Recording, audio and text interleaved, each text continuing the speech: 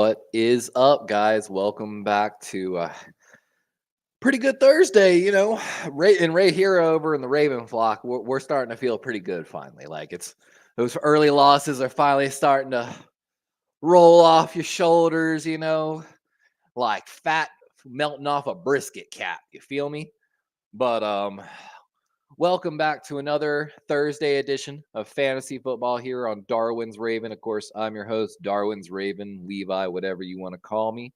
And we're making sure we help you get your fantasy football lineup set before, of course, tonight's matchup and the rest of the games here throughout the week. No Thursday night game for me this week, but next week I will be live right after fantasy football for Houston versus the New York Jets. So make sure you come back for that game. Welcome in, Oak. Welcome in under the helmet. You're on a losing streak. Oh, I'm finally starting to win some games. Not that I have too many. I think 2-5 in both my ESPN leagues. And let's see. So in both my ESPN leagues, I'm 2-5. What's really funny is then in my sleeper league, I'm 2-5. And hold on, where's my team 3 kickers that I took over? All of my teams across 3 different leagues, 4 teams across 3 different leagues are all 2-5. I mean, at least you can say I'm consistent. But we're finally starting to come into our own. Like, of course, in a couple of our leagues, Jonathan Brooks is getting healthy, Nick Chubb's coming back, so we're getting help in some of our other leagues. And make sure you stick around because we're going to talk about one of my favorite fantasy football sleeper picks for pickups in your league. In my sleeper league, he wasn't picked up. I picked him up actually last night. In my ESPN league, I actually put in a trade offer, and we'll have to see if that trade offer got accepted. I offered him a wide receiver of comparable value with a running back. And I don't know if I saw he made a decision on the trade late last night, but I didn't want to spoil it. So under the helmet, he was 6 in. Oh, I'm sorry. Hold on. I missed a comment here. Oak is 4-3. Under the helmet says, I got a well-deserved win this week to be 5-2. Man, I know. Darwin, the AD guy, in our sleeper league is finally defeated. I know, right? For those that don't know, we'll have it up here in just a minute. We're going to work through all of our leagues. But we had a guy, AD, the Pax fan. I don't even remember who that is in our league, to be 100% honest with you. It's probably a friend of a friend in a sense. And 6-1 in the league right now. He's playing to GOAT Rick. Actually predicted to lose this week right now, currently. Welcome in, Daniel Barry. Yes, it is a very happy Thursday. I'm sitting here finishing up my last sips of my 4 shots of espresso. Oh, delicious. What up, Cap for live? Hey, bro, Coleman or McMillan? Oh, I'm so glad you brought him up. So let's go ahead and talk about this.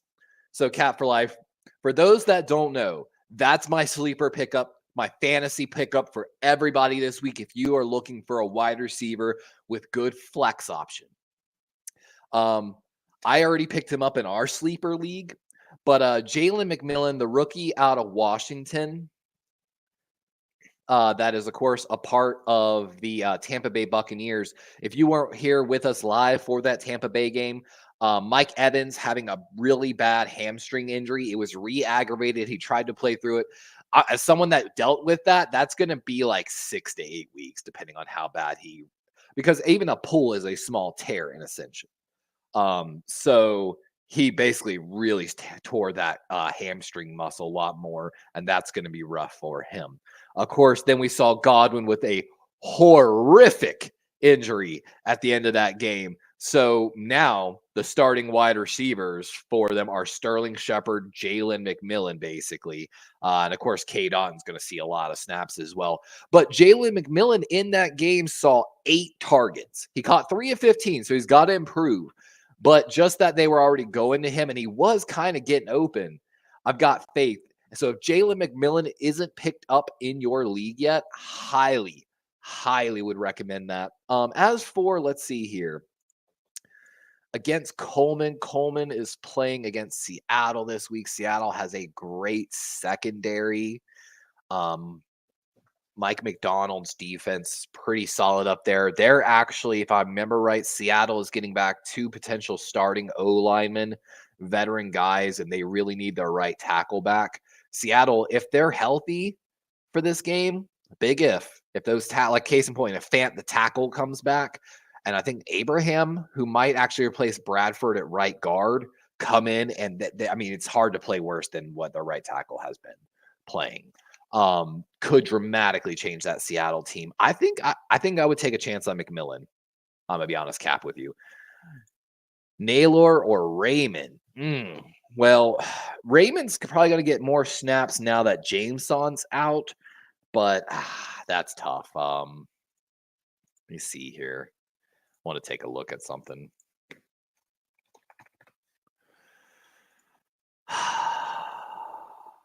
So is there an injury? Like 44 of the 60 snaps, he was involved in 3 wide receiver sets. However, his production was likely to be erratic at his distant third. And then, of course, TJ Hawkinson's coming back as well. I mean, both not high value. You might be better off starting Raymond if he's on the Lions potentially. And then Eagles defense or Chargers defense. What's the matchup here on that? Hold on one moment. And again, if you have a question, guys, feel free to ask it in the chat. That's half the point of this show, is to make sure we answer any fantasy football questions you have. Cincinnati playing against Philly. Ooh, that's going to be a rough one. And then Chargers are taking on New Orleans. Yeah, I'd probably take the bet on the Chargers on that one. Spencer Rattler is either going to be running or Spencer Rattler is either going to run, make some plays happen, and be pretty good, or he's going to turn the ball over. Either way, in that matchup, the Cincinnati's passing game is pretty stout. Actually, they're just having O-line issues is what it is. Philadelphia, I definitely take the Chargers defense on that one for sure. Chiefs defense or Bengals defense? Chiefs are playing some pretty damn good defense. Oh, yeah, that's Chiefs defense all day. Chiefs are playing the Las Vegas Raiders. You absolutely take that Chiefs defense. 100%, Oak. That's not even a question. All right. And with that, let's go ahead and get my first ESPN league up here. I got to make sure I blow it up big enough so that everyone can see it. Got to get that right camera angle too. Man, all these are just bad. You know what? I'll make that work. We still got to blow up ESPN. There we go. Okay. So, of course, last week in our first ESPN league, again, in all of our leagues, we're 2-5 across everything. Lamarck of the Beast is our name in this league. We are 2-5. We lost last week, as you can see here. 133.25 to 135.95. We have had back-to-back weeks of losses by like less than 5 points. We are so close every week, but we're not getting it done. We got to probably do a little more here. So this is going to be an interesting one. This team, of course, in my ESPN league is like my all 25 and under team. Just a lot of super young guys on this team. Let's see here. Lamar Jackson, Derrick Henry, Tony Pollard's got a bad matchup against the Lions. I wonder if I want to take him out of there. DJ Moore's getting going. Terry McLaurin playing against, oh yeah, with possibly no Jaden Daniels. I'm going to go ahead and make that move. Stefan's getting his targets. Like, really doesn't show me like the freaking week. Come on, man. Come on, man. There we go. That's what I wanted to see. Oh, why is it fucking? It's just dang stupid. Like, ESPN fantasy football kind of sucks. Like, I like that there is this, though. You can supposedly consider trade offers, basically. But with Nico Collins still on IR, Diggs is the top target. We saw Tank Dell get 0 points last week. As Bench Warmer Braun said, he's part of that fantasy bust. So definitely going to move Diggs up in there. Brock Bowers, the Chiefs are apparently the worst against tight ends. No reason to move Bowers out of there. Let's see. Is there any other moves I'd like to make? Chubb. Comment. He immediately led the backfield in carries. I mean, against the Ravens defense, it's not time, but I do need to activate him is the thing. So manage IR, activate. I have to drop a player. Can I not I can't do a switch? Let me see. 2 IR. There we go. Boom. So we moved Jonathan Brooks to the IR with Nakua. Technically, I have to activate Nakua as well, so I got to figure that out. Hopefully, that'll give me some points coming here soon, but I'm not, expecting too much here. Let's see. So who do I make the move for to activate Nakua? I mean, sadly, it almost should be Mark Andrews, but I'm like, my God. I feel so weird dropping Mark Andrews for like something else. Like Cap for Life says need 2 wide receivers, Dell, McMillan, Smith, or Tolbert. Dude, Tank Dell is just not getting and what it like 80 yards passing for freaking the CJ Stroud and that offense have taken a huge step back. McMillan is going to see his targets. Baker's like completing 70% of his passes coming into that game against Baltimore. Baker's playing good football. The offense looks good. Jalen's got to clean up some drops, but he's going to see the targets. So I like McMillan no matter what in all of those. And I'm guessing that's Devonta Smith or Jalen Tolbert. How is the Eagles' passing defense currently? Or not the Eagles, the Atlanta Falcons. I know Bates is playing some really good football back there. They're ranked 6. Devonta Smith didn't have a good week either. God, that's rough. Like McMillan for sure. And like, God, who's Houston playing against? Hold on, we got to double check that real quick. Houston is playing against Indy. Okay. Indianapolis, how's their coverage? 8th ranked. They've got a good corner. He's going to be macked up against Stephon Diggs. Dell might eat. It's only if he can get the looks, though. I'd have to say it's McMillan and Dell. Take a bet on Dell. Indianapolis has at least one really good corner, but past that, they might struggle a little bit. Jordan Love or Jaden Daniels, says Oak. I mean, Jaden's questionable, right? It's a rib injury. I'm scared to start him because what if he gets hurt and has to leave the game? As for the Packers, they're playing Jacksonville. Oh, yeah, you got to start Jordan Love on that. Is Kupp a start tonight? Nakua is active as well. Oh, that's so tough because actually, so we actually have Nakua. I've got to move Nakua right now to my active roster in this league, and I'm trying to figure out who to drop. He's projected to get 8.3 points tonight. They're playing the 31st ranked unit, I guess, with Minnesota, which is a little wild. I would be scared to start Nakua against Minnesota. I'm going to be honest with you. Just the problem with the Rams is that they have no pass blocking. Their pass blocking is so bad right now.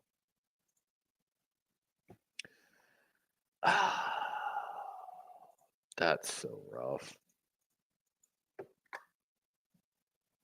Oops. No, I don't want to look at the coding for this page. There's the season. Let me double check some numbers here real quick on crazy Terry McLaurin's a top guy. And I've got Darnell Mooney who's ended up moving up to. So they've got some guys too that are must starts as well, which we'll go over those here in a little bit from PFF. Is Kupp a start tonight? I just can't. I'm so terrified of starting any like wide receiver for them, like where's Cup's numbers? I'm trying to pull Cup up here. Sorry, one moment. So he's on Tig's team. So, I mean, this is his first game back as well. Yeah, he's been sidelined since week 3 with the ankle injury. I'm not starting either of them. I just can't do it, man. Oak says he'd take Devonta and McMillan and that, which I could totally understand taking Devonta. It's a toss-up, honestly. Indy versus Texans is a divisional game. That is true. It's usually very hard fought. Kittle or Njoku? Ooh. Baltimore has shown an inability to stop tight ends, as much as that hurts me to say. Who are the Niners playing? Niners are playing Dallas. Ooh. I mean, that's super tough too. Like, I mean, Njoku's been putting up some big numbers. And I know Kittle's been dealing with a little bit of injuries here and there.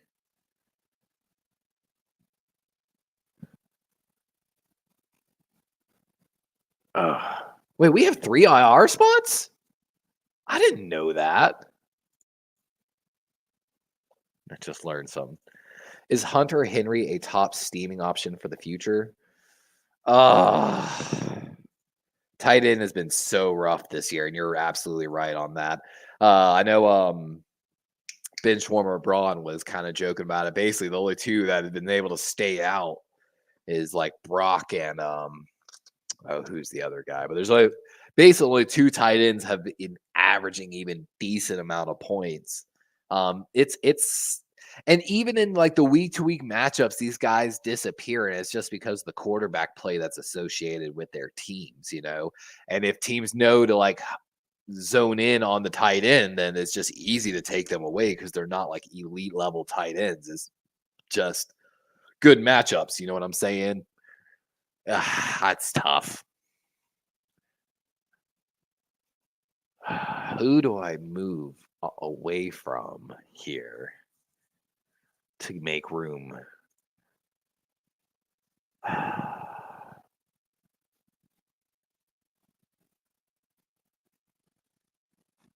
I mean, he's on the rise, but like, God, I don't know what to do here on this one. I think I might move Dobbins into that role up there. I think there's been a lot of questions about Roman's play calling over there in LA, and I think they're going to get it back on track. Kareem, though, would be a better move, actually. We're going to take Kareem in that role. I'm liking it. Garrett Wilson versus New England. Hopefully he'll get it going. Addison versus the LA Rams. See, they're going to run the ball to extent, but they don't have a great running game, especially when Jones is hurt. Let's see here.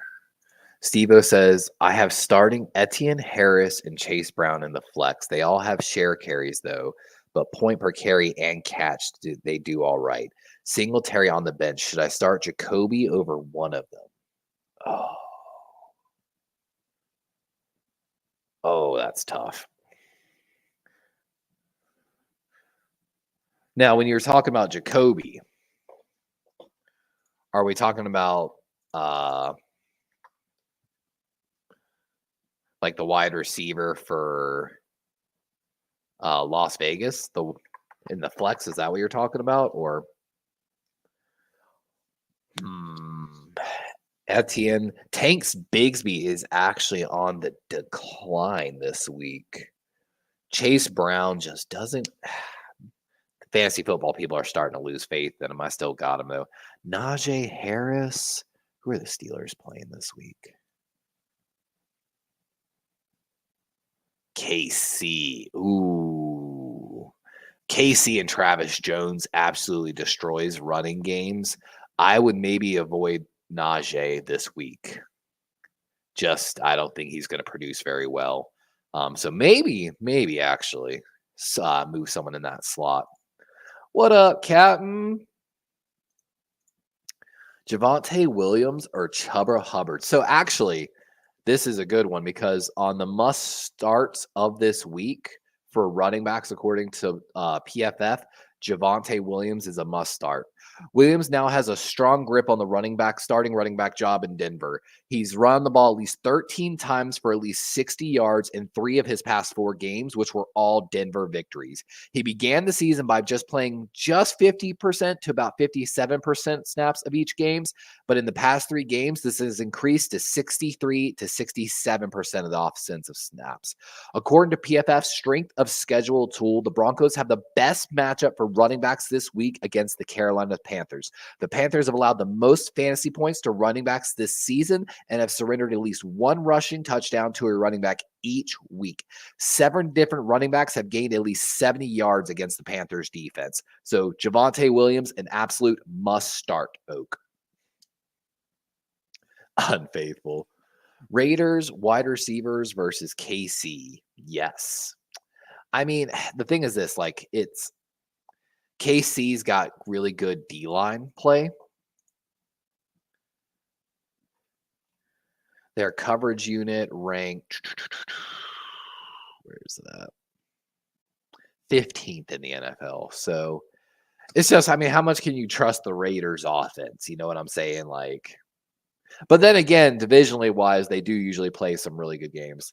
Yeah, the Steelers playing New York Giants.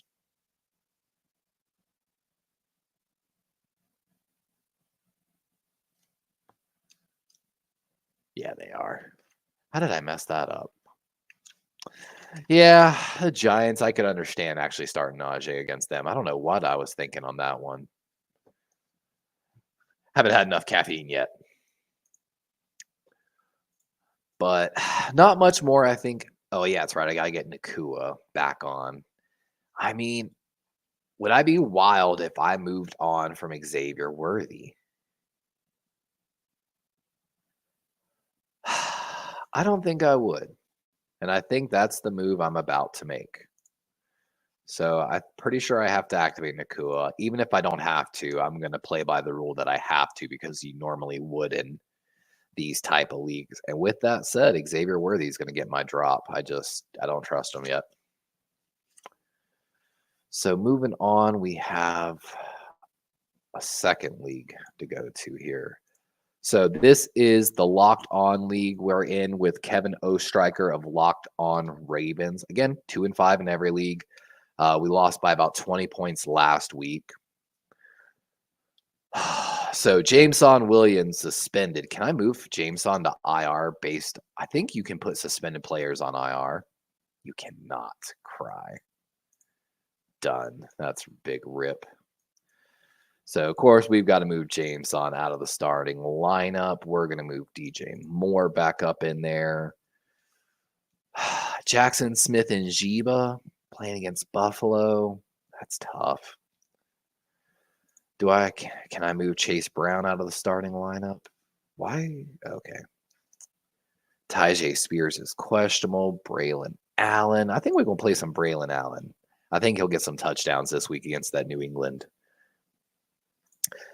Captain says, yeah, Xavier is going to my hit and miss each week. Exactly. He's pretty good in a flex because of that. And of course, with the injuries, he had extra value, but with DeAndre Hopkins coming in, it could help and it could hurt. It's going to hurt because, of course, Patrick is going to look for him a little more, but it's going to help because, of course, Xavier's not going to have the attention of a number 1 corner now, essentially. So it's like and Steve-O, I would trade him, but I timeline wise, I am starting to think about trading Jameson, which might be a little wild because he has been putting up some really good points. You know what I mean? Yeah, let me see here. So Jameson has 1, 2, 3, 4 out of 7 weeks, he's had a bye week too. So 4 out of 6 weeks gone for 15 plus. but he's officially suspended for 2 games. And the backside of the schedule looks pretty strong. Like he had the Rams, Arizona, and Dallas and Tennessee coming up. But after he comes back from the suspension, he will have a Houston game in Jackson. I mean, Houston, Jacksonville, Indy is actually worth keeping him for like 3 more weeks and then trading right before the. I feel like trading Jameson Williams right before the trade deadline, or actually either right at the trade deadline or before the playoffs, will work in your favor. So after he comes back from the suspension, Jameson Williams is going to have Houston, Jacksonville, Indianapolis. Those are favorable games in my opinion. Then, though, we switch to Chicago, Green Bay, Buffalo, Chicago, San Fran, Minnesota to end the season. That last little 6-game stretch, especially with playoff football on the line in the NFC North, which is technically the best division in football right now, he might see a dip in production maybe. Or maybe they'll just start passing the ball. I don't know. Maybe I'm crazy. Olave or Jacoby? Oh, I'm starting Olave. Spencer Rattler will give him some shots. Either Rattler and Olave are going to have a really good game that's going to get the Saints fans like on the hype train again, or it's going to be a really ugly turnover type of game. Either way, though, I'd put Olave at least good for 1 touchdown in that game. They are playing against the LA Chargers. Let me double check something here real quick. Just to be 100% sure on this matchup. Let me flip the boards here. Yeah, definitely start Olave in that essence. So let me give you the thing here. Olave's current PFF grade individually is an 84.0. That ranks 6th among 125 wide receivers that are eligible to be ranked. So he's essentially a top 6 wide receiver in the NFL right now, despite what's happened to quarterback. Looking on the opposite side of this defense for the LA Chargers, Cam Hart starting at one side is a 60.3, which I love Cam Hart, rookie out of Notre Dame. Tarheeb Still, who's starting on the opposite side, 62.1 coverage grade. Not that great. Their best cover corner is their slot guy, Jazir Taylor, supposedly at 74.4. Their free safety play right now, coverage 40. And Derwin James is playing at a 54.6. He's got a really good run defense grade, so Derwin James is playing great up at the line of scrimmage. But coverage-wise, the Chargers seem to be struggling. And, I mean, no matter what, you've got a top guy like, let me see, Chargers coverage technically says they're ranked 10th in the NFL, but I'd take the shot with Olave on that one for sure. Yeah, and I would be worried about the concussion too. Just really follow that injury report coming up to the game. Oh, man. I'm a little scared to start Tank. He's on like the list for, I think, must-sits this week, if I'm not mistaken. Must-starts, according to PFF, Javonte Williams, Kareem Hunt, James Conner. Must-sits, Rachaad White, Tank Bigsby, and Chase Brown. I want to go talk about the Tanks Bigsby and Chase Brown and see what they have to say. So, Tanks Bigsby, the Jaguars run the ball only 32% of the time when playing from behind, which is below the league average. D'Ernest Johnson is more likely to be on the field when they are losing, while Bigsby is the main running back while they are winning. The Jaguars are 4.5 underdogs after being favorites in each of their past 3 games. There's also a chance that Etienne returns this week, which could further complicate the matters. So I can understand why they're saying to sit Etienne. But I would like to see, instead of D'Ernest Johnson getting those pass caps, Etienne, and keep Bigsby as that primary guy and use Etienne as the change of pace. That's what I would do if I was the Jacksonville Jaguars head coach. But, whatever. Let's talk about the Chase Brown. Brown has run the ball between 10 to 15 times each of the past 4 weeks, but has yet to gain more than 12 receiving yards in games this season. The Bengals face the Philadelphia Eagles, who have allowed the 6th fewest fantasy points to running backs this season. Most running backs who don't get much receiving work are dependent on touchdowns, but the Eagles have allowed only 1 rushing touchdown to running backs this season. Brown has only been on the field for just about 26% of the Bengals snaps inside the 5-yard line and has run the ball on 2 of those plays. Brown should be good for around 10 fantasy points, but with the receiving work and rushing touchdowns going to other places, he's more reliant on getting good yardage on early downs and possibly having the big run is what the play is with Chase Brown. And that's the thing why he is getting more action. That 26% is because he's shown on early downs that he runs better than Zach Moss does. But I can kind of understand the end zone thing. Even though I'm like, we'll save that talk for another day. But Tony says, I got Puka on my bench tonight, and I'm thinking about starting Worthy this weekend.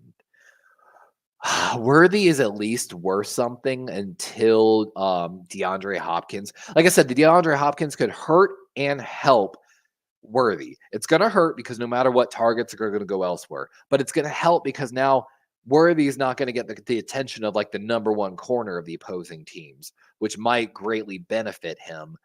The thing that scares me about the Rams, and I've said this since the offensive line injuries, I've been a seller on everyone other than running backs for the Rams, just essentially because the pass blocking for the Rams has just been that horrible. Earlier in the season, they were 28. They're up to a 40 now, but there has been no week since like the starting week of the NFL season that any offensive line in the NFL has been graded worse than the Rams. It's just that bad of a situation. But maybe Puka will get some quick looks, but I would expect Puka to be on and Kupp to both be on snap counts tonight. So on limited action, take it as that is. I would definitely give Worthy a better look than Puka, at least this week. Let's see how Puka looks first, and then we'll get into it more. Steve-O says Etienne limited all last week and was out still, and that's the thing. It sounded like they were sure he was going to be out last week. It sounds like this week they're still leaning towards that he might be making the comeback. But of course, if he doesn't make the comeback, Bigsby's a must start. What up, Dave McNiner? Welcome in, my boy. Ooh, Harrison Butker or Matt Gay?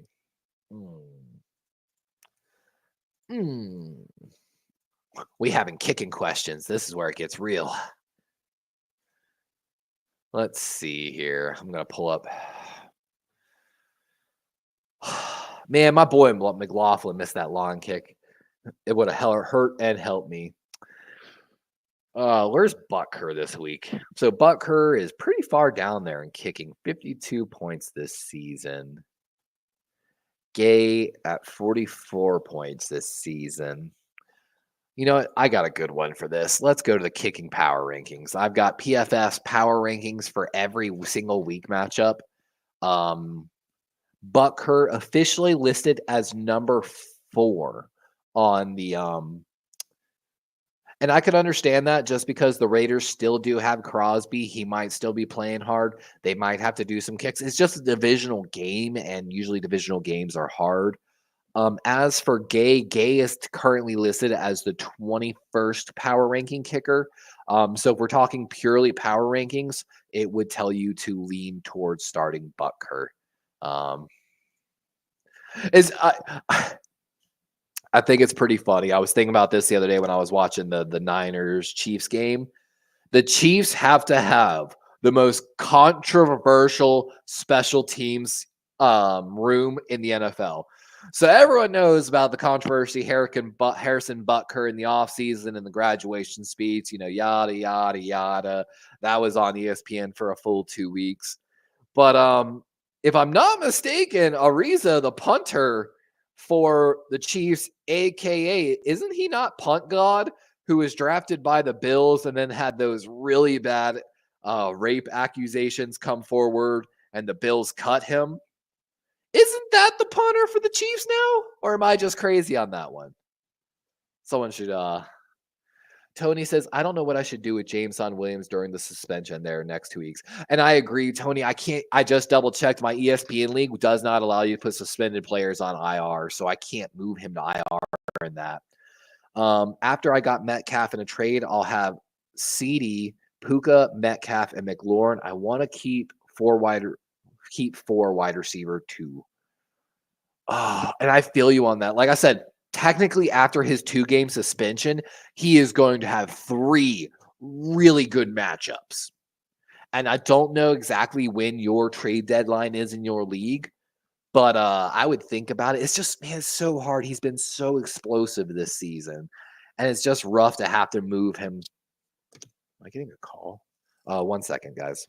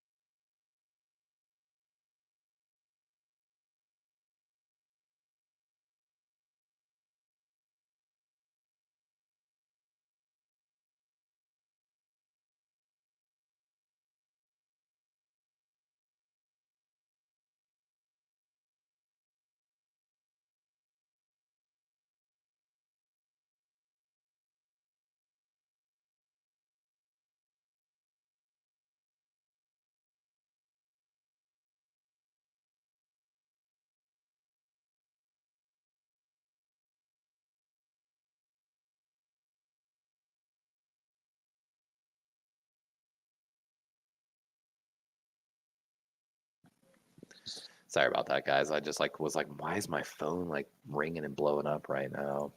I guess there's a food truck outside that my girlfriend really loves. She was asking if I had cash to go get something.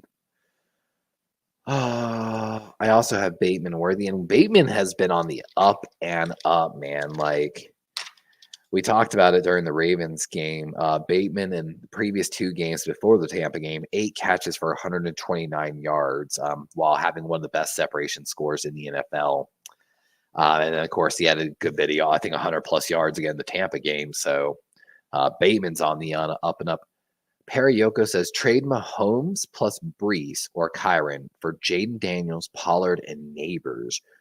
Redraft Superflex. Wide receiver 1 now is Jefferson, and other QB are Anthony Richardson and James. Now I'm 2 and oh yeah, man. You definitely got to get another good quarterback. Anthony Richardson is just not. We talked about this on our show last night a little bit. We did our lockdown picks last night for Corey Davis. And just despite really good O-line play, pretty good wide receivers, like a good run game, Anthony Richardson is just not getting it done with Indianapolis.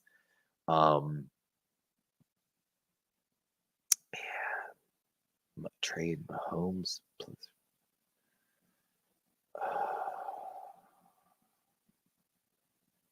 That's rough.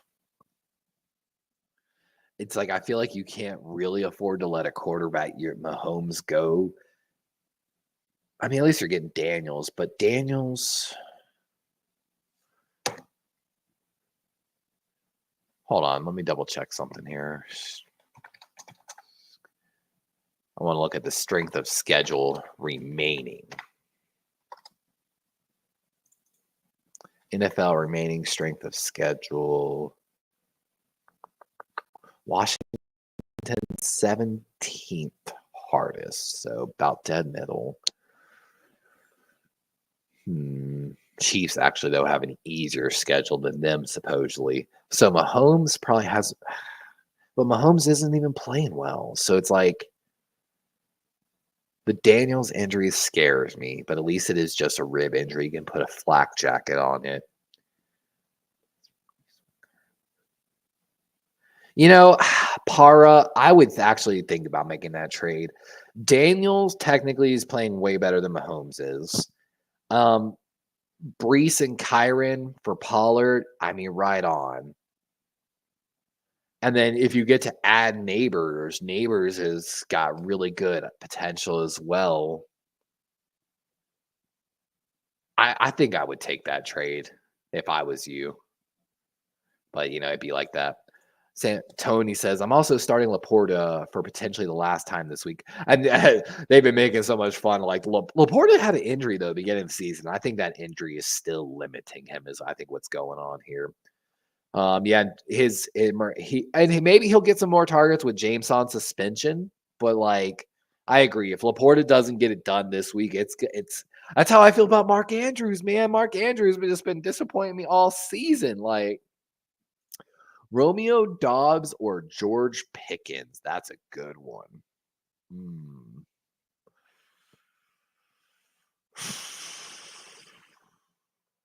That's tough. Romeo Dobbs, he's over on New England, right? No, I'm so dumb. I need more caffeine. God, that's tough. Let's see. Steelers are. Actually, I want to look at one other thing here.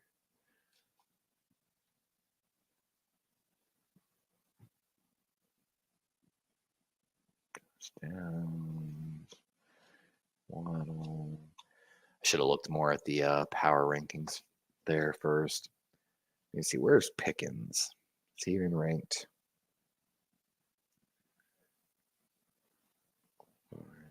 Pickens is ranked 22nd on the power ranking this week against the Giants. I'd take a shot at Pickens for sure. Absolutely. Tony says, I think I'm going to drop Laporta if he doesn't get +3 receptions this week. I got Hunter Henry and Hawk. Yeah, and see, with Hawkinson coming back, I feel like Sam Darnold's going to use Hawkinson a good bit. I really feel like he's going to. Man, I haven't even got to my sleeper league yet. I need to hurry up and get there. Let me see here. Is there any other moves I need to make? My running back room is just so weak in this. I mean, Chase Brown, still expected to get 11.4 points. God, I really don't know. Oh, he only logged 9% of snaps. Okay, we got to lean more into Breece Hall. That's going to hurt me. I really wish Jonathan Brooks was back. All right, let's go to Sleeper. That's where all the fun's at anyway.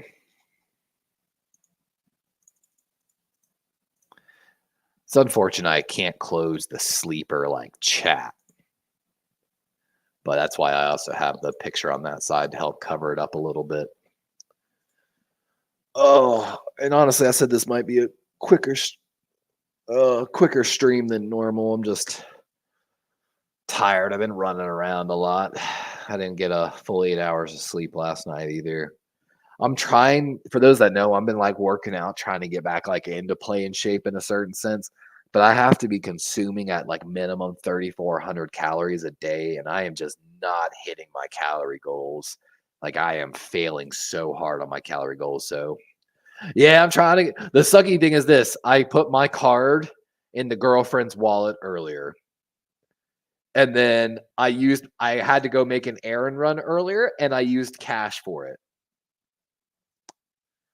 So I don't have the cash for the food truck, and I don't have my card. So I'm like, God, I don't know how I'm gonna even get this to work. Like, I'm gonna have to try to figure something out.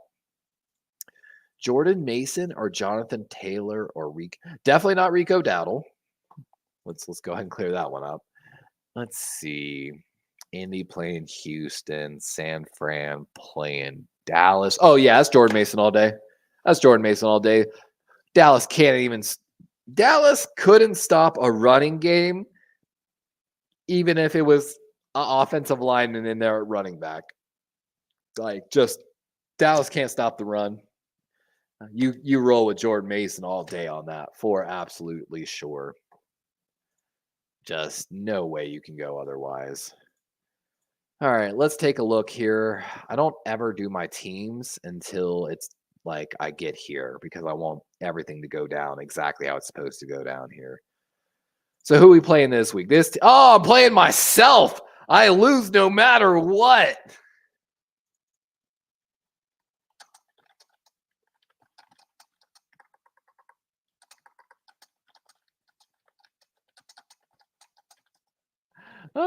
That's hilarious. No matter what, I take an L this week. St. Brown or Pittman? I mean, that's got to be St. Brown, right? If I think actually Pittman's on one of the must sits this week for wide receiver. So real quick, let's run down the must starts, must sits real quick, and then I'll get to my last lineup. Must starts for this week, according to PFF Pro Football Focus. Must starts Caleb Williams, Sam Darnold, and Jordan Love. Must sits Anthony Richardson, Jared Goff, and Dak Prescott. Running backs must start Javonte Williams, Kareem Hunt, and James Conner. Sit Rachaad White, Tank Bigsby, and Chase Brown. I understand that, but I'm going to have to start them. Start wide receivers. Darnell Mooney. He's been averaging 14.8 PPR points this season. That's 16th among wide receivers. He is definitely that deep target guy for them. And he had a big week against Tampa already. Jalen Waddle, another must start, and Tyler Lockett, a must start. Looks like Tua is going to be starting down there in Miami. Must sits Michael Pittman Jr., Christian Kirk, and Wan'Dale Robinson. Starting tight ends, Cade Otton, Cole Kmet, and Tucker Kraft. Must sit Mark Andrews, Zach Ertz, and Pat Freiermuth. So definitely not going to start the Pittman thing. Let's talk about it since you asked about it. All of the Colts wide receivers could have a rough week based on the reasons outlined for sitting Anthony Richardson earlier. In particular, Pittman fantasy managers should be concerned because Pittman doesn't seem to have the same chemistry with Richardson as with other quarterbacks. In the 3 games where Joe Flacco was the Colts' primary QB, Pittman finished as a top 28 fantasy wide receiver each time. In the 4 weeks where Richardson was the primary quarterback, Pittman finished outside of the top 36, even dating back to last season. Pittman has had at least 40 receiving yards in every game except week 4, and that was one of the 2 games Richardson played in full. Pittman is also dealing with a back injury. He played through it last week, but didn't practice Wednesday. He also wasn't practicing at the start of last week, so there's a decent chance he can play through the injury. The Colts face the Texans, who will likely limit their deep passing game. Pittman can ideally make shorter catches, but is needed for him to finish as a fantasy starter. So they're saying avoid Michael Pittman this week. Tony says, what's your philosophy when hunting for trades and negotiating? So with trades, one thing you should always be looking at for when you're considering your trades is remaining strength of schedule. I actually have one pulled up here from a website called Tankathon. This is their strength of schedule left based upon, of course, the combined winning percentage of their opponents' teams. Games left, some of the toughest opponents on the schedule. Let me see if I can zoom this in actually for y'all. Sorry, I didn't realize it was so zoomed out. So toughest opponents, easiest opponents. So you can see based upon winning percentage, what we expect to be the hardest ones for the rest of the season. So like case in point, Tampa, Miami, Arizona, some of these teams, Buffalo, players on Buffalo, you should probably put a high value on. Maybe the Jets, but the Jets constantly disappoint me. Kansas City has a remaining easy schedule. They've got Carolina, Cleveland, and 2 games against the Raiders, including like one this week. Their hard opponents, the Broncos, the Chargers, Tampa Bay, but they're without their wide receivers. Pittsburgh, you never know what you're going to get. Houston hasn't been quite the same team. So like Kansas, you should put maybe some high value on, maybe Atlanta, but maybe you want to be looking at teams like Cleveland, avoiding them. Detroit, maybe. But that's one of the big things that I look for as well. As for also the philosophy with the trade hunting and negotiating, you just don't ever feel rushed. A lot of people at the beginning of the seasons get worried and rushed because they have like 1 or 2 bad weeks to start the season, especially offensively. Offenses always start slower. So I know at the beginning of the season, I pumped the brakes on a lot of trades because,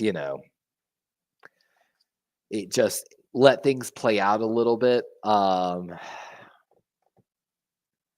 Also, you got to be paying attention to your bye weeks. If you were not paying attention in your draft about your bye weeks, now is the time to stop, look through your team, and find out, because nothing is going to be worse for you than when week 10 to 12 rolls around. Like in some of my teams, case in point, on my ESPN leagues, I uncharacteristically, I normally never take teams from players from the Ravens just for various, other than Lamar, for various obvious reasons.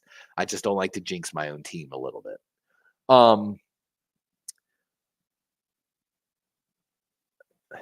Sorry, I'm losing my mind right now. But Ravens have a week 14 bye. I had to absolutely make sure in my draft philosophy in that league that I was paying attention to my bye weeks. And it's something that so very commonly happens. So that's a big thing. Right now, you should be really eyeing your bye weeks.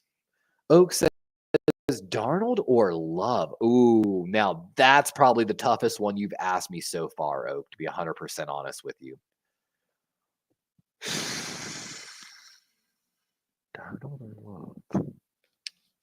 Darnold's going to get it. Possibly Hawkinson back this week, too.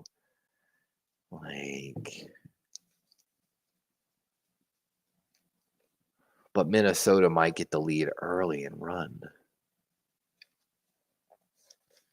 Green Bay is playing Jacksonville. I mean,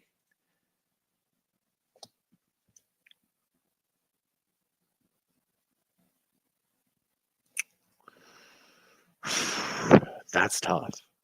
Where's Darnold on the power rankings? So if we're going also by PFF power rankings, Jordan Love 4 this week, Sam Darnold 12. So on that one, I'm going to diverge to the power rankings. I would say start Jordan Love against Jacksonville this week. Tony says, not going to lie, I don't care about regular season anymore, and I'm looking forward to playoffs. I think my team is locked into playoffs unless something crazy happens.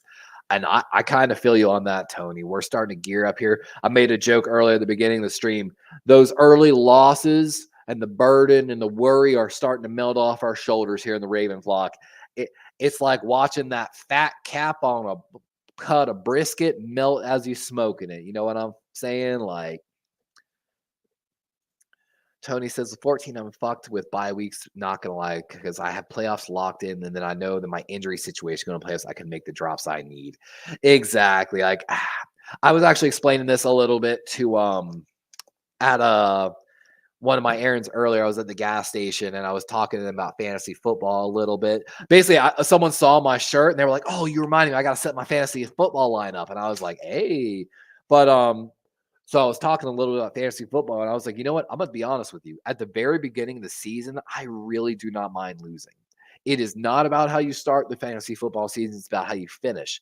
And I kind of like to lose at the beginning of the season because you get early up on the waiver wire. And if you're high on the waiver wire, injuries are always going to happen. The first 4 weeks of the NFL, I feel like always has some of the most crushing fantasy football killing type of injuries. You know what I'm saying? So being high on the waiver wire for the first 3 weeks of the season can actually really play to your advantage. And that's why I take some of the shots that I do in my drafts, because I know even if it doesn't play out, I can drop them early and probably take a couple L's. Like case point right now, I'm 2-5. I think most of my teams I started 0-3 to start the season, but I've had 2 weeks or 2 wins in my last 3 weeks. That's what I'm looking for. And hopefully I'm going to win some more games, but it's definitely, like I said, no matter what, I'm playing myself this week. So Poetically Speaking is my team here in the Sleeper League. Team 3 Kickers, aka at Darwin's YouTube, is the team that I took over after kicking someone out of the league because they drafted 3 tight ends, 3 kickers, and then didn't set their lineup for like the first week or so after I privately messaged them. And we were in our public chat, like, hey, does anybody know this guy? I want to reach out to them. Like, I don't want to kick them from the league, but at the same time, no matter what, how you drafted is how you drafted, whether you were trolling or not, whatever, doesn't bother me. What bothered me was not starting your players and like not actively participating in the league after you drafted. At that point, I talked with some of the people in the league, and I thought about completely dissolving the team and just putting it all up there, but then that would create a free bye week for like a lot of players, and I don't know if it would be against everyone. So I decided that I would just kick them, take over the team, and try to make it get as competitive as possible. And actually, we're pretty competitive right now. So looking at the lineup here, let me see. Is there anyone I need to move? I might move Bigsy out of the slot. My defensive players are. Oh no, no, I lost my number one D back in fantasy football. Oh, that's rough. He's been actually averaging really good scores on the defensive side of ball. No, basically, previous to this injury game, he had no less than 5 points a week in fantasy football. Dang, that's gonna be a little rough for me. Broken femur, he's done for the year. So, all right, we got to go find an individual defensive back here. Let's go stats, season, free agents. Oh, this is not going to be pretty. So, if I take free agents off, there he is. He had 72 points. Even after being injured, he is still the number one individual defensive player at the defensive back position in fantasy football. Picked him up in free agency. It was an absolute steal for me. So that's going to be a little rough. Oak says, I played the best team in the league and the last week, the first. God, that's rough, man. How do you like my lineup? Let me double check here. Go look at your team real quick here. Yep, there's league. Tig for the win. Oh, yeah, you're playing captain this week. Captain's got a strong team. Burrow, Stevenson, Warren, Chase, Cup, Henry, Moore. Okay, got really good. Man, of course, you're the guy that took Jordan Love for me. I wanted Jordan Love so bad, honestly, under the helmet. He was going to be my defensive back for the season. Okay. Is that no? It's Demarcus Robinson, Juju. Oh, rip losing Juju to Jacoby. I think about starting Jacoby. Oh man, you've got some really good young wide receivers, but man, I get it. That's hard to start. Yeah, I don't think you can change your wide receivers out. Running back is where you probably need a little help. Man, but is Devin Singletary that guy? Let's take a look at the running back power rankings here. Bijan, Kenneth, Jordan Mason, Kareem, J.K. Kamara. Running down this list, trying to find some of your guys. David Montgomery. Ramondre is the number one guy I think you've got on that list right now.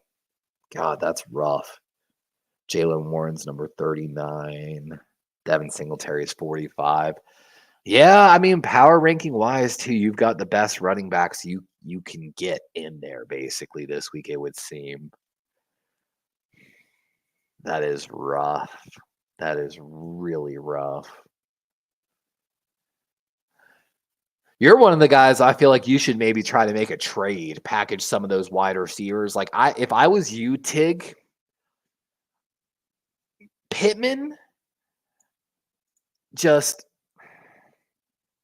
he had the 3 big weeks with Joe Flacco, but if you take those away, he normally averages under 10. I would think about packaging a trade potentially. Like I would trust Wandale because Wandale's got, Dallas, New Orleans, Atlanta, Indy. I would trust Wandale more than I would trust Pittman. Actually, let me double check here. One more thing. Let's go to the strength of schedule here. Indianapolis has 21st. Giants have 7. So Indy does have an easier schedule. I would think about packaging either, Pittman, Wandale, Christian. Like you've got some really good depth at wide receiver. I would think about trying to package a deal together for a running back somewhere potentially. But if you don't know, in our league right now, because we're a 14-man sleeper league made primarily out of content creators, the running back depth in our league is crushing, and I'm not helping that situation. I have almost all the backups. Okay, you made some changes. Okay, what'd you make a change at?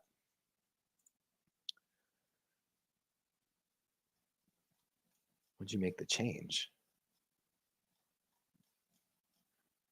I'll say I don't see any changes really.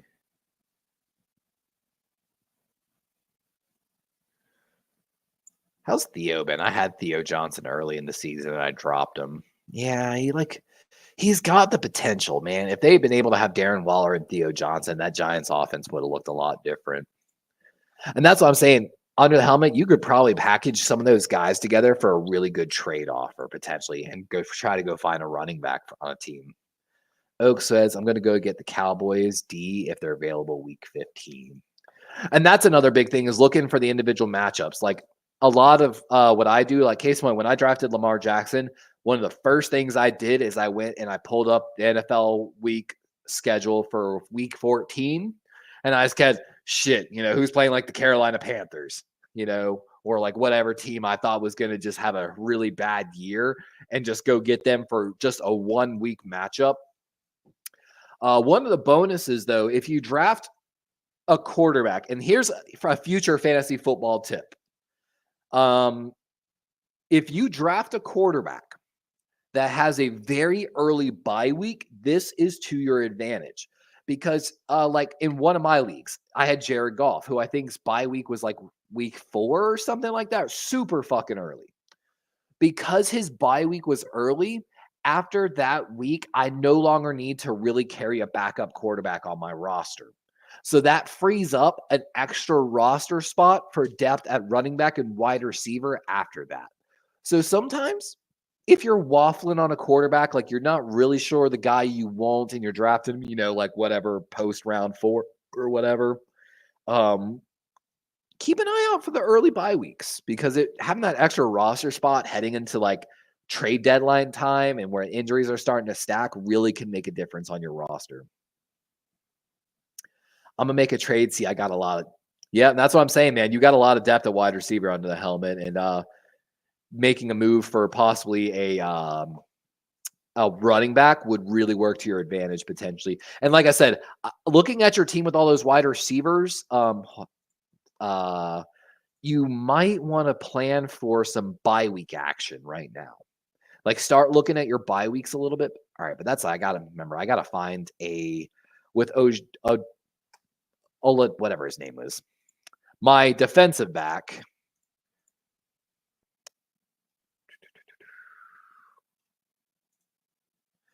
Adebo moved to IR. I've got to find a new defensive back. I mean, Budda Baker, I think he's coming back healthy finally, isn't he? 8 tackles, 4 solo. Every defensive snap for the 5th in 7 games. I mean, he's a top 5 DB. It's just, do I want him or Alontae Taylor? I mean, Alontae's had a pretty good year so far. He's averaging 6 points a game. How's Budda doing? I mean, Budda's averaging more than 6 points a game and has some extra. I think this has got to be Budda Baker for this pickup, right? He had the 2 interception game. I mean, I think this has got to be Budda Baker. And we got to drop him for Adebo. Easy money. So that'll help us a little bit here. You got to love how it didn't like put him in my starting lineup, even though the other guy was in my starting lineup. Let's see. I have Dexter Lawrence, who has the most sacks in the league. Yeah, Dexter is looking good this year. Zamoni says start 2. Chubb, Cook, JT, Bucky, and Madison. So Chubb, of course, coming against the Ravens defense. Raven having like one of the best run defenses in the league. I really would be scared to start Chubb this week against the Ravens. Cook coming against the Seahawks, another really good defense. But ranking power-wise, Cook is ranked 18th on PFF's power rankings. I don't even know if Chubb is listed. Come on, Vidal's on the list. Yeah, Chubb not even on the power ranking list this week, just because probably that. Bucky Irving down in Tampa. I mean, I do like Bucky, but it's just how many is he going to get? He's ranked 31st on the list. Madison, that's tough. And then JT. I mean, it's got to be Jonathan Taylor, right? Jonathan Taylor's ranked 12th, so I would start cooking Jonathan Taylor this week. Cook played against the Seahawks. If they can get up, he'll see it. My two would definitely be Cook and Jonathan Taylor. Zenon says, would you trade Kupp for Higgins and Hunt? Ooh. That really depends if you need some running back help, but Kareem Hunt is going to be the number one back for KC. KC does have one of the easier schedules remaining, including playing against like the Carolina Panthers. If you need running back help and you're pretty decent at wide receiver, I would take that trade, honestly. Oak Squirrel says, I have a feeling Panthers versus Broncos will be worse than the Saints versus Broncos. It really might be. Welcome in, Sponge. I hope you're having a good day so far, man. Oh, let's see here, though. JK versus New Orleans. Oh, yeah, I've got to make Jameson move. I forgot. I really might add Jameson to a trade. And I think this is where I'm going to start Jalen McMillan. I think I'm going to make a really bold move here starting Jalen. Do I want to start Tank Bigsby, though, versus Green Bay? That's a tough one. Xavier Legette. Actually, I probably should start Sutton.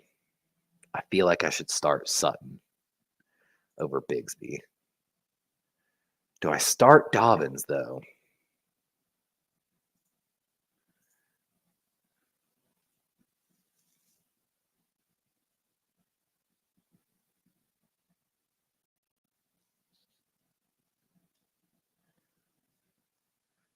And that's why I'm like, man, Kimani Vidal is my dude, man. I'm glad to see that he's like slowly encroaching a little bit. I don't think Vidal is available in this league. He'd probably been taken already. Yeah, I told Sponge to pick up Vidal last week, honestly. Had 13 in Denver. That's what I'm saying. He's not yet, but he's got the potential to break out. Zamoni says, my wide receivers are Wilson, D-Hop, and Puka. I need to start two, or I flex Puka and Chubb. Wilson, D-Hop. I know D-Hop might have super high value in Kansas City. I like him. Puka, I feel like it's going to be on a limited reps this week. Wilson is good for at least, I feel like, one touchdown game, even with Devontae there. That's tough. That is so tough because Bryce is starting. So wait, they got Bryce coming back and starting? That's kind of funny. Man, I really think Jalen's going to have himself a pretty good day, even though he's a rookie. Like, just the targets alone gives me faith.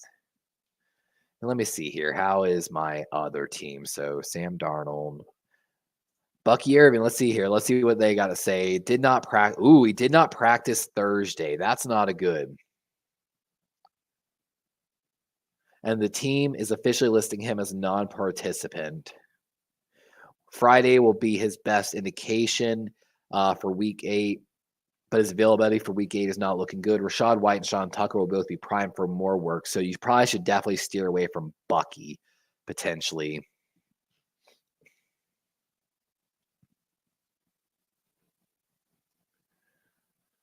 And of course, Pierce isn't seeing as many snaps. This is definitely rough. Man, Ivan Pace helped me out so much last week, too. That was such a relief. Steaming, Cloud, Mooney. All right, I got to go to my phone, actually, to make those moves real quick. Give me one moment. I got to open Fantasy Football Sleeper on my phone. Oh, my God. The food truck outside I want to go to so bad. The food truck, it's a Latino, like Cuban food truck.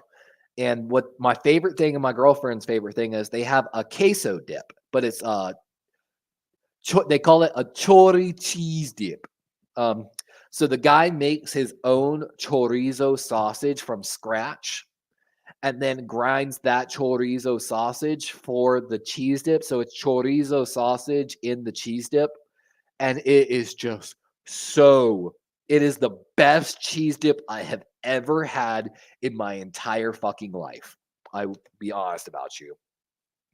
Like, we legitimately go and sometimes order 4 orders of the cheese dip just for me and her. Like, all right, I got to set my lineup here on my phone and for the other team. So give me just one moment here. We're going to move Bucky Irving out of the starting lineup. If it'll let me, it's always super sus about it. I mean, it's got to be Allen. It's got to be like none of my other running backs are even going to get like starting looks. Oh, man, I'm in trouble. I need to trade TJ Hawkinson is what it is. But I got to find a team that's willing to take Hawkinson. I need to find a team that really doesn't have a tight end and make that trade. But I'll do that off camera when I'm not having to do it on my phone. Oh, yeah, that's right. Dalton was in a car accident. I totally forgot about that. Oh, my gosh. Oh, but with that, guys, I'm slowly losing steam. My espresso's starting to wear off. I'm still like starving. I had a little bit of popcorn chicken from Publix earlier, but just not enough. And again, my plan is I'm trying to eat like 3,400 calories a day for my workout goals. But on Monday, Wednesday, and Fridays, the day I work out, it's just extra hard because like trying to make sure I'm not like having this full stomach trying to go in there and run uphill sprints.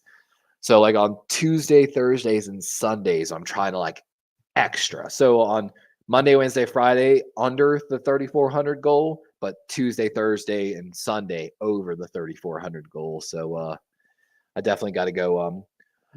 Tonight we are not covering the Thursday night game, but next week we will be. So let's talk about everything a little bit real quick. So of course, today is the Thursday. Tomorrow night we will have Jackbox Gaming here on the channel.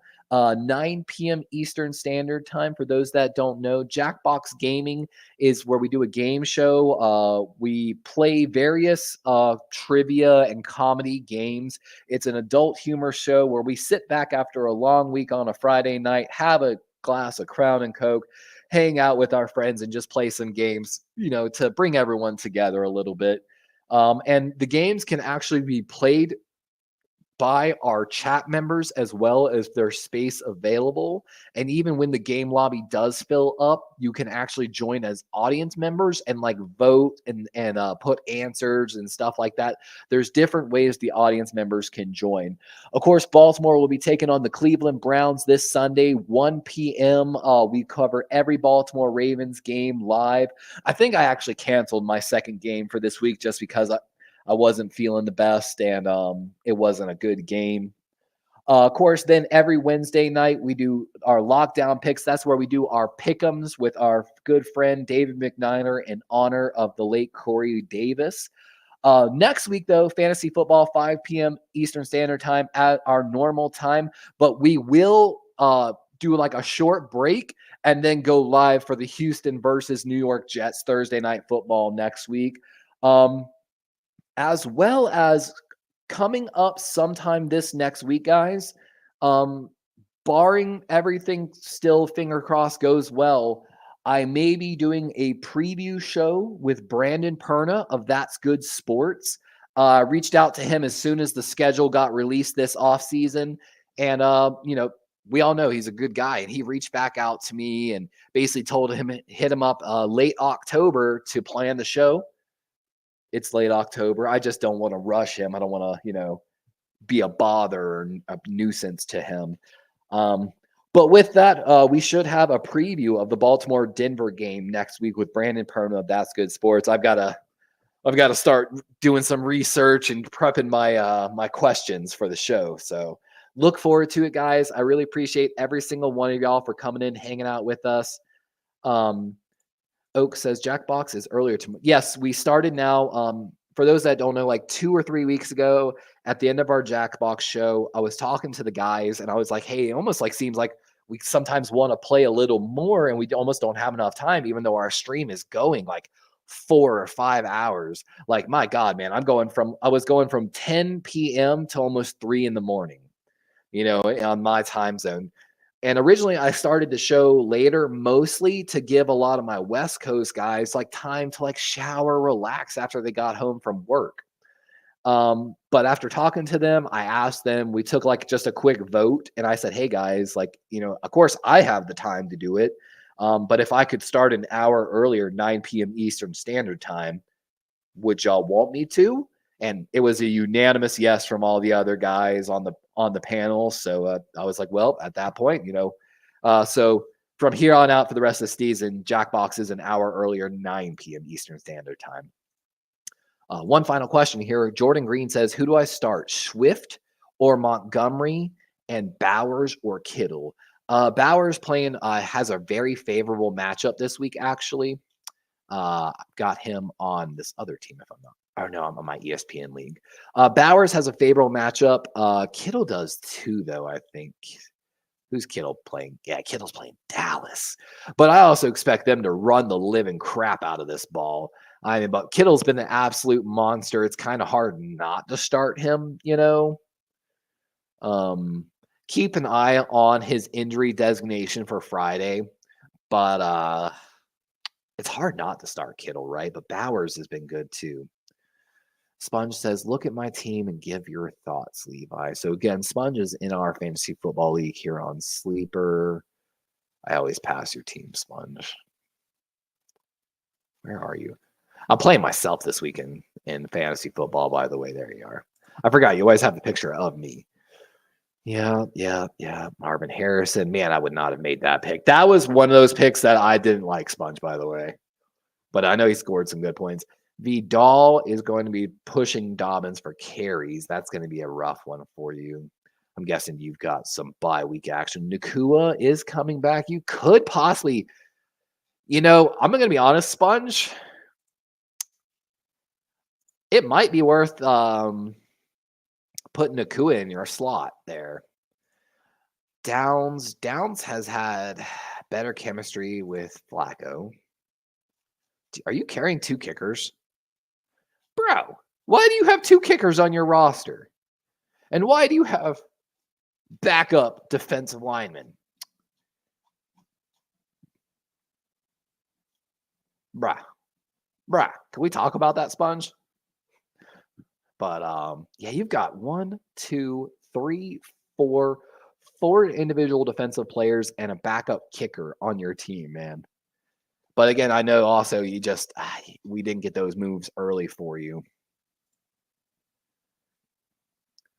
Like I said, I never trusted Marvin Harrison from the beginning of the season. It's not that he's talented. He's insanely fucking talented. But, his quarterback situation. He played the Rams. The Rams sucked. He had like 3 good weeks. Now he's had 3 really bad weeks. And it's because they're probably just solo focusing on him because there's nothing else to go. He's underperformed like pretty badly.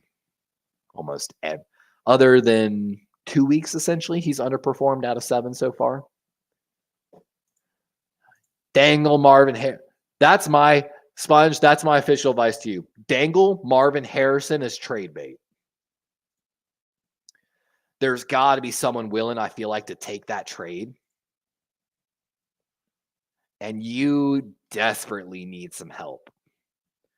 With Nacua coming back, at least you've got some wide receiver. You've got, a little bit here and there. But I would dangle Harrison as trade bait because you need better depth across the board. I don't know who would make the trade. I'm going to be doing some trades later, submitting some trade offers, but I figured it'd be too much on stream to do. Aldo says, need some help. Bijan and DJ Moore for Neighbors and Trey McBride, full PPR. I get Neighbors' side. Already have Derrick Henry and Kyron as my running backs. So you would get Neighbors and McBride for BJ and DJ Moore. I mean, You're getting a really good wide receiver. Hold on, let me look at remaining strength of schedule. See, the Giants actually have one of the hardest schedules remaining. So let's talk about this. Technically, according to Tankathon here, New York Giants have the 7th hardest remaining strength of schedule, 5.44 winning percentage. They've got Baltimore, Washington, Atlanta, Tampa, but they do have easy games like Carolina and New Orleans coming up. Atlanta actually, I thought they had, has one of the easiest schedules remaining, 25th easiest schedule remaining. Their hardest games are against Dallas, Denver, LA. I mean, so Atlanta's got high value here on the back end of the season. So I really like that side of it. DJ Moore for Neighbors, basically. I mean, if you need the tight end help, I would think about it.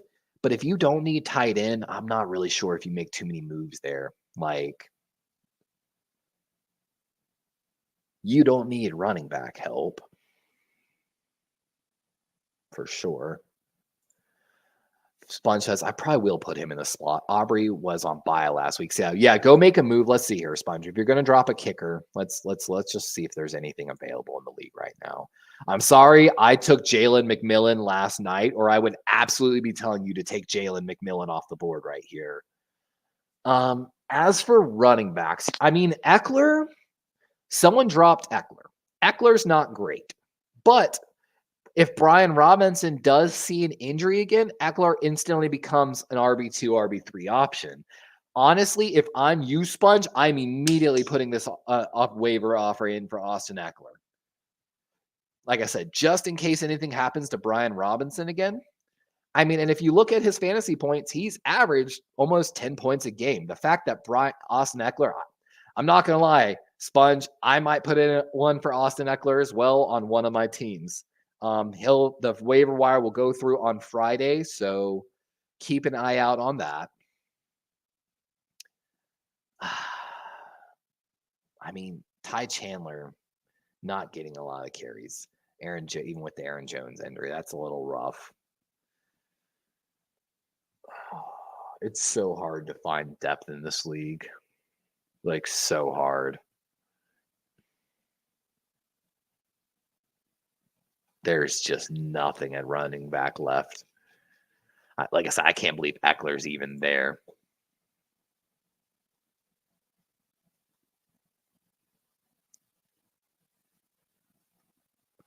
And like Stevens or Antonio Gibson, meh, but they're just giving the Stevenson all the carries. And I don't understand.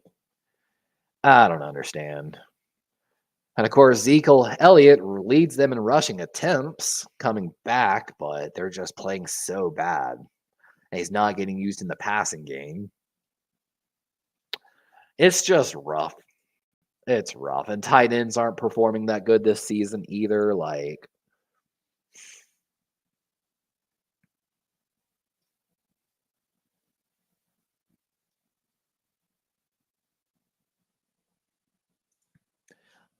I'm definitely going to make some moves, though, after the stream.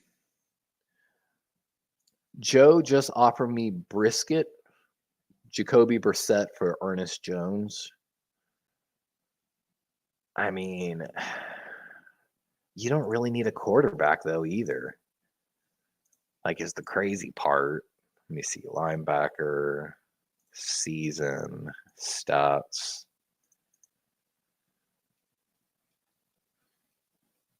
I mean, right now, yeah, Ernest Jones not really high on the list. Where's he at? Oh, it's because I have free agents. Duh. I'm so stupid. So 42 points.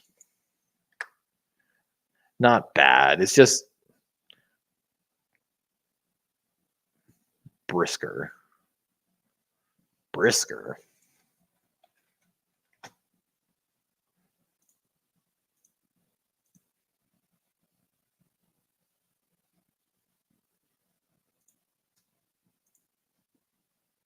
British books. Yeah, if we're talking about Jacoby Brissett, like the quarterback, Sponge said, I'd rather just put trust in Tyrone or Chase than Austin. Well, that's what I'm saying. You don't drop either of them, but I'm saying, Sponge, what you should do right now is let me go exactly to your team. If I'm your team, I'm dropping a kicker for Austin Ekeler. You only need one kicker. You already had your bye week at kicker. Drop a kicker, pick up Austin Ekeler. I'm not saying you have to start him, but if Brian Robinson goes down to an injury, you automatically have a starting running back now. And if you don't pick him up, I am, because I'm telling you right now, on one of my two teams, as soon as I end this stream, there will be a waiver wire in for him on one of my teams even. So hopefully you get a chance there. All right, let's see. How are we? We're predicted. Hey, we flipped it now. I'm supposed, my real team's supposed to win. But either way, I feel like this should be my regular teams. Oh, that's right. I got to make a Hawkinson trade too, is the big thing. I'm really excited to make that Hawkinson trade, but I don't know if anyone's going to give me a running back that I won't. And welcome in Jaquan Brisker. Well, then again, Sponge, if you dropped a kicker, you've got way too many individual defensive players on your roster. You know, like I said, on your bench, you have 1, 2, 3, 4 players, individual defensive players on your bench right now. It's just not worth it. You got to drop one of those guys for depth. Like I said, you might not even get him in waiver wire technically because we're the same.